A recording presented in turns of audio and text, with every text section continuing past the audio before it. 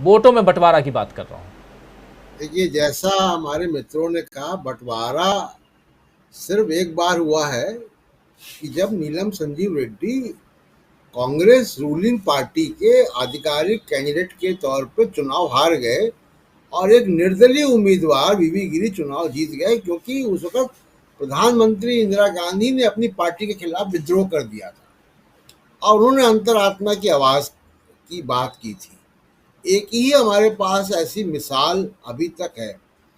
राजनीतिक चुनाव जब ये शुरू हुए तो जो आंकड़े थे और अभी भी जो आंकड़े हैं, अगर आप उसको बिल्कुल आंकड़ों के दृष्टिकोण से देखेंगे तो विपक्ष का पलड़ा अभी भी भारी है। यानी जो लोकसभा या सांसदों का जो वेटेज है, वो जम्मू कश्मीर में विधानसभा ना होने की वजह से 708 से 700 हो गया। इससे करीब 6,500 वोट कम हो गए। इसके बाद आप देखिए कि जो विपक्ष के पास सरकारें हैं, चाहे वो तमिलनाडु हो या दूसरे या वेस्ट बंगाल हो, उसका एमएलए का वेटेज वो ज्यादा है, 176 175 है।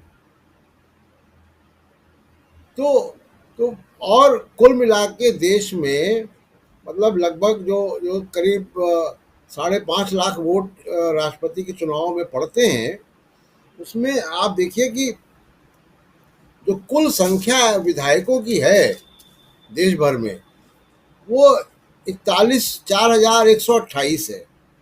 उस 4,128 में 1,786 एनडीए के हैं घोषित रूप से।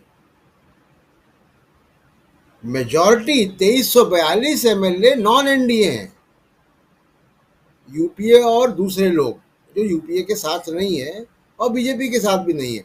अब उसमें कई लोग पाला बदल चुके हैं, जिसकी जैसी चर्चा हुई। तो आंकड़ों के हिसाब से तो ये लोग लड़ाई लड़ सकते थे, लेकिन वैसी लड़ाई होती दिख नहीं रही है जैसा कि बात आई।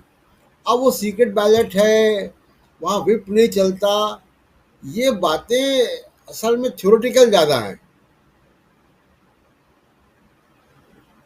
वो जो पार्टी की लॉयल्टी है वो रहेगी। इतने बड़े पैमाने पर विद्रोह होगा तो आप समझिए कि फिर ईडी भी तो है ना, सीबीआई भी तो है। तो, तो मतलब जैसी उम्मीद की जा रही थी कि कांटे की टक्कर होगी, जो आंकड़े के हिसाब से तो कांटे की टक्कर है, तो वैसी कांटे की टक्कर हो पाएगी ऐसा लगता नहीं है। सुनील शुक्ला जी, कांटे की टक्कर बिल्कुल, अगर देखें